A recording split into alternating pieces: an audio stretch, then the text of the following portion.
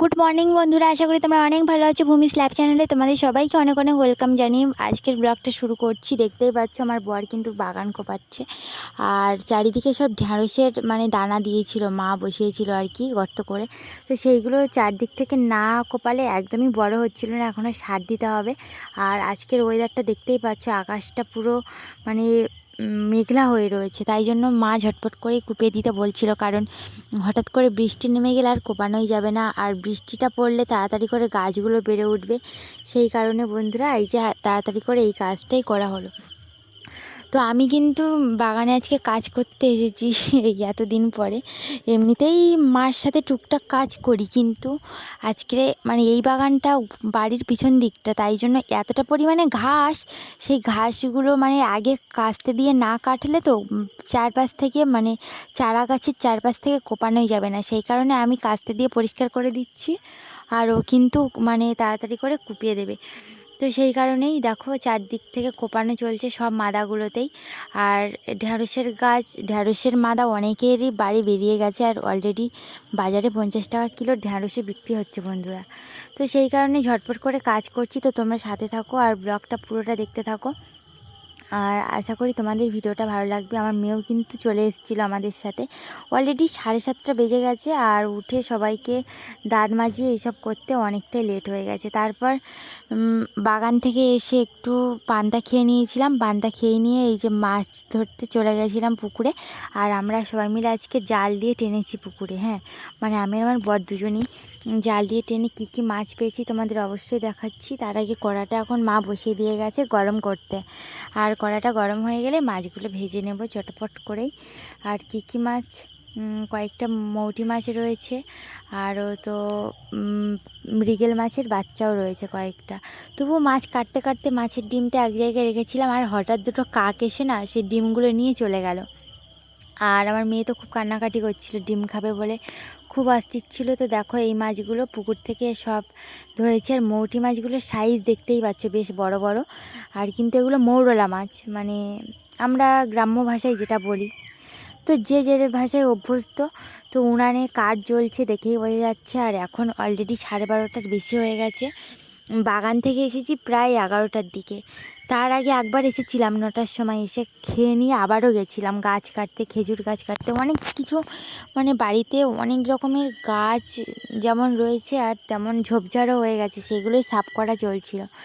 তো অবশেষে আমার রান্নাবান্না এখন প্রায় শেষের পথে, মাছটাই ভেজে নিচ্ছি। এই যে দেখো মৌটি মাছ দিয়েছি, প্রায় পেঁয়াজ রসুন বাটা আদা বাটা সব বাটা দিয়ে এইভাবে কিন্তু মাছ ভাজা আমার তো সুন্দর লাগে। তোমরা কে কে খাও এরকম করে কমেন্ট করে জানিও, পুরো মশলা দিয়ে সব রকমভাবে, ঠিক আছে? তো তোমরা পুরো ব্লগটার সাথে থাকো, চ্যানেলটিকে অবশ্যই করে সাবস্ক্রাইব করো ভালো লাগলে, আর লাইক করো।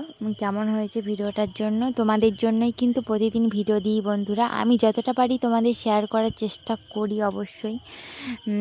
আর হচ্ছে আরেকটা কথা, আজকের মা কী কী রান্না করেছে তোমাদের শেয়ার করব। হচ্ছে আজকে দুপুরে তো মা রান্না করেইছে, এই যে দেখো এখানে মাছের ভাজা, আর এখানে কাঁঠাল রয়েছে, সকালেই কাটা হয়েছিল, কিন্তু কাঁঠালটা খুব বাজে অবস্থা হয়েছে, পরে বলবো তোমাদের। আর এখানে কচুর শাক, আর এখানে উচ্ছের ভাজা, আর এখানে হয়েছে মাছের টক ভেন্ডি আলু দিয়ে, আর নদীর ট্যাংরা মাছের। তারপর বিকেল হতেই এখন বেরিয়ে যাচ্ছে এক জায়গায়। তো তোমরা কোথায় যাচ্ছি অবশ্যই বুঝতে পারবে। সামনে দেখো সাইকেল নিয়ে বেরিয়ে পড়েছে ও, আর আমি তো পাশ থেকেই যাচ্ছি। আমাদের রাস্তা তো ভীষণ খারাপ, তার জন্য সাইকেলে উঠলে ভীষণ লাগে বন্ধুরা পিছনে। তো যাই হোক এখন বেরিয়ে গেছি অলরেডি। আর রোদ তেমন নেই, কারণ আজকে মেঘলা মেঘলা একটু ছিল, কিন্তু সত্যি কথা বলতে দুপুর থেকে না খুব বৃষ্টি এসেছিলো, এখন একটু রোদ বেরিয়েছে বলেই যাচ্ছি। আর কোথায় যাচ্ছি সেটা তোমাদের অবশ্যই বলবো। চারদিকে দেখো মেঘের আনাগোনা, পুরোটাই মেঘের আনাগোনা। আর আমি এখন চুপচাপ করে সাইকেলে বসে আছি, আর ও সাইকেল চালাচ্ছে। আর আমরা এখন যাব হচ্ছে এখানে মাঠেই যাব। আর মাঠে কেন যাব অবশ্যই তোমরা পুরোটা দেখতে থাকো, পুরোটা না দেখলে তোমাদের একদমই জানাবো না। চারদিকে সব সবুজ মাঠ, বুঝতেই পারছো, সব ঘাস ভর্তি। এখন জমি চষা হবে, লোকে এখন বীজতলা ফেলছে, বীজতলা বড় হবে তারপর হবে চাষ, ধান রোয়া আর কি। তো তোমরা পুরোটা দেখতে থাকো আর অবশ্যই করে তোমরা সাথে থেকো। তো অবশ্যই চলে এলাম এই যে মাঠে, দেখতেই পাচ্ছ। আর এটা হলো আমাদের মাঠ বন্ধুরা।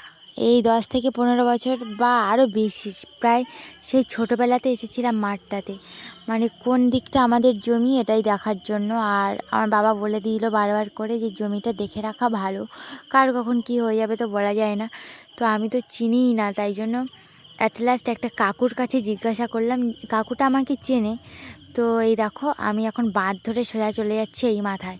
আর চারদিকে মানে এতটা পরিমাণ কোনো বাঁধ ফাঁধ কিচ্ছু দেওয়া নেই। তো বললো একটা করে পিলার দেওয়া আছে, সেই কারণেই চিনতে পারছিলাম না, ভীষণ অসুবিধা হচ্ছিল। তারপরে বাবার কাছে আবারও ফোন করেছিলাম, সেই কারণে ফোন করে নিয়ে আবারও দেখো ব্যাকে যাচ্ছি পুরো। আর এই জমিটা একদম নদীর কাছে আমাদের, মানে একদম বিদ্যাধরী সুন্দরবনের কাছেই। মানে এই যে নদীটার কাছে এসেছি, নদীর মানে যেখানে আমাদের জমিটা শেষ হয়েছে তারপরেই নদী, আর নদীর ওপরেই হলো সুন্দরবন জঙ্গল বন্ধুরা। তো সেই কারণে তো তোমরা সাথে থেকো, ব্লগটা পুরোটা দেখতে থাকো, চ্যানেলটিকে অবশ্যই করে সাবস্ক্রাইব করো, এইটুকু রিকোয়েস্ট।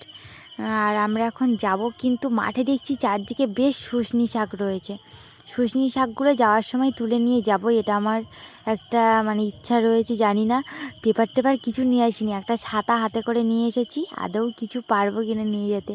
তারপর বাড়িতে এসে রান্না বান্না করে নিয়েছি, মা হচ্ছে সব গুছিয়ে দিয়েছিল। আর তখন খুব বৃষ্টিও হচ্ছিল বন্ধুরা, সেই কারণে এই যে পটল ভাজা করেছি। আর এই পটল ভাজাটা কে করেছে বলো তো? আমার বর।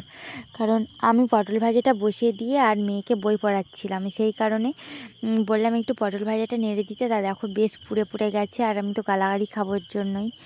আর আমার বাবা তো এমনিই জানো বেশি পোড়া পোড়া এসব খাই না, মানে শরীরে খুব ক্ষতিকারক।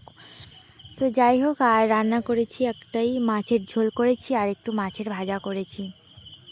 আর পটলগুলো কিন্তু এমনিতেই এখন 50 টাকা করে কিলো বাজারে আমাদের এখানে চলছে, ভীষণ দাম সবজির। আর এখানে দেখো পেঁয়াজ রসুন দিয়ে মাছের কয়েকটা পিস ভেজে নিয়েছি। আর এখানে করেছি মাছের ঝোল। কাঁঠালের দানাটা আগে মানে সেদ্ধ করে নিয়েছিলাম, তারপর এটা দিয়ে এই যে মাছের মাথাটা দিয়ে সব দিয়ে ঝোল বানিয়ে নিয়েছি। তো তোমরা পুরো ব্লগটা দেখতে থাকো, চ্যানেলটিকে অবশ্যই করে সাবস্ক্রাইব করো, এইটুকু রিকোয়েস্ট। তো আজকের মতো ব্লগটা এই পর্যন্ত, অবশ্যই আমার পাশে থেকো। আর দেখো কীরকম পরিমাণে বৃষ্টি হয়েছে, পুরো মাটিটা ভিজেই। দেখো বন্ধুরা, খুব বৃষ্টি, এই দেখো সব চারদিকটা ভিজে, হয়তো অন্ধকার বলে বুঝতেই পারছো না। এই যে দেখো ঘাসের গায়ে একদম জল জল লেগে গেছে। মানে আজ থেকে শুরু হলো, এই আষাঢ়ের মনে হয় আজকের 13, 14 বা 15, 16 এরকম হবে একটা। এই দেখো কতটা করে বৃষ্টি হয়েছে। যাই হোক, আমাদের ঢ্যাঁড়সের গাছগুলো অনেকটাই উঠবে, এটা ভেবেই খুশি লাগছে। তো আজকের মতো এই পর্যন্ত, দেখা হচ্ছে কালকের একটা ব্লগ নিয়ে। ততক্ষণে তোমরা সবাই সাথে থেকো, একটা করে লাইক করে দিয়ে যাও, একটু করে শেয়ার করে দিও। আর যারা যারা এখনও সাবস্ক্রাইব করোনি অবশ্যই করে সাবস্ক্রাইব করো।